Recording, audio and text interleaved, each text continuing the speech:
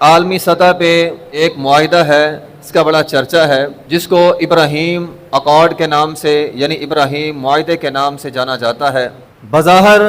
اس کا آغاز 2020 میں ہوا، یہی ڈونلڈ ٹرمپ صدر تھا، اس نے ثالثی کروائی،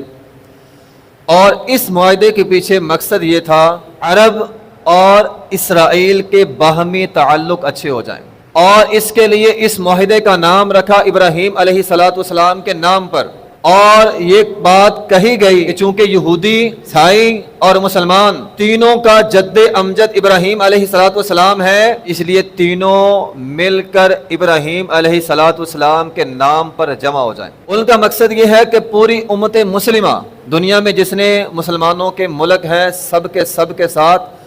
اسرائیل کا تعلق اچھا ہو جائے، خاص طور پہ پاکستان کے ساتھ۔ وہ یہ چاہتے ہیں پاکستان ایٹمی قوت ہے، ایٹمی طاقت ہے، اس کے اسرائیل کے ساتھ تعلق اچھے ہو جائیں، یہ بھی اسرائیل کو تسلیم کر لے۔